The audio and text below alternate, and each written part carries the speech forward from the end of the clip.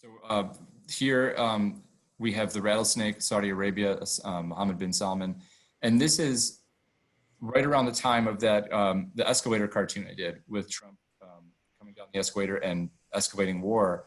This is sort of another take on that same issue. A lot of cartoonists, will have like 2 or 3 points we want to make on the same news event, and this was the case where I wanted to say something else, and to sort of show that Trump, being chummy with Mohammed bin Salman, he was just sort of like shaking the war rattle for Saudi, because he was really defending their interests as an ally after Iran attacked some of the oil fields. And knowing how nefarious this guy is, it just, it wasn't good company to be defending him like that. Right. No, I like this one, especially because the bomb that Trump is holding, it looks like a baby rattle. Right. Yeah, it has an added layer of he's just a child, but also kind of like a tool, the useful idiot that people talk about, like where he's sort of manipulated by some of these other world leaders in a way. Mm-hmm. And the last one here, the Turkey offensive, and this was also another take on the Syria situation, where you got President Erdogan on the right, and when he invaded northern Syria, and Putin also having interest in the region. So this is really a reference to a famous cartoon by James Gilray, who I think it was like 1805. He's a British cartoonist. I love some of the old cartooning. They're like paintings. So it was beautiful, and this was also close to Thanksgiving, I believe. So I kind of initially I had him as Trump as a turkey, and it didn't originally start as this parody, and it kind of evolved into it. I had him being carved up, and then I thought of that image, and I should pull it up at one. If I should have had it ready, but it's the British Prime Minister on the left, where Putin is, and Napoleon on the right, and they're carving up the world. And it's I think it's called Plum Pudding in Danger or something like that. But yeah, I've always loved kind of giving homage to cartoonists that inspire me, or and other pieces of pop culture. So this was a fun one. Yeah, I've got it here. I don't know if I can make it big enough, but let me see if I can open this image. Do you want me to stop share? Do you want to share the screen, or? Hold on one second. Yeah, now I can. Yeah, so you can stop share, and I'll try to share this.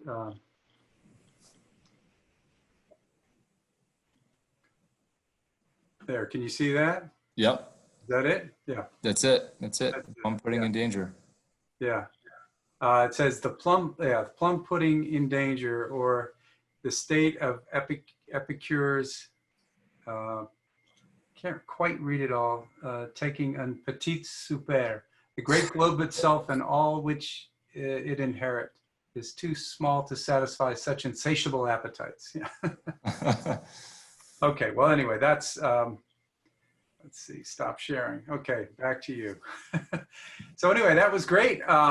I love those cartoons, and we, it was a unanimous decision. Your cartoons were some of the best we'd seen. So so that was great, and you deserve it. And congratulations. Thank you, Rob.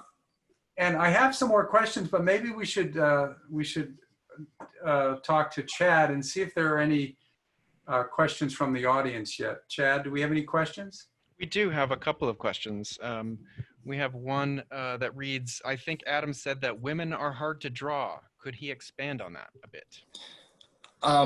Yeah, I think, well, I guess what I had in mind was Hillary, like the women, the political, in my political cartoons that I tried to caricature are to capture.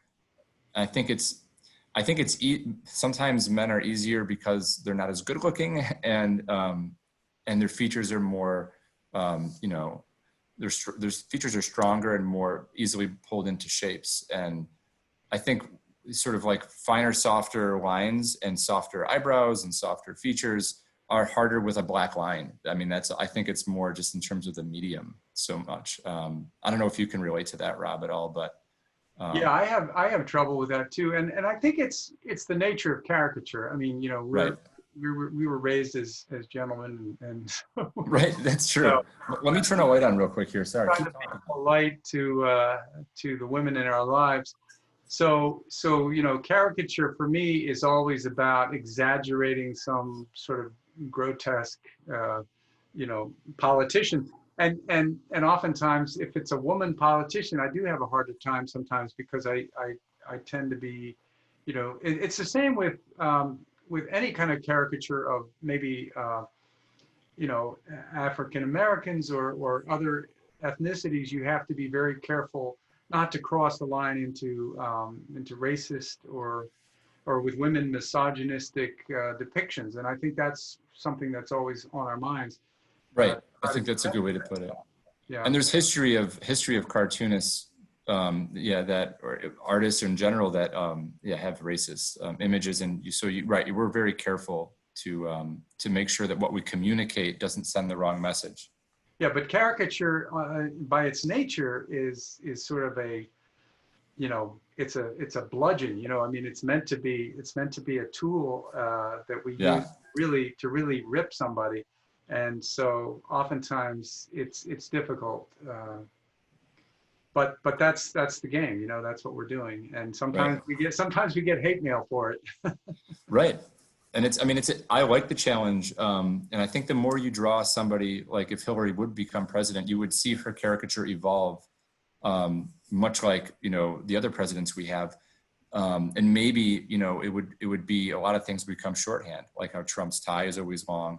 Obama had big ears. Same with George W. Bush, always had the big ears and the squinty eyes, and things evolve from there. But especially the first couple of times taking on a person, like it becomes, much more challenging. And you have to figure out the way you want to approach it. Right.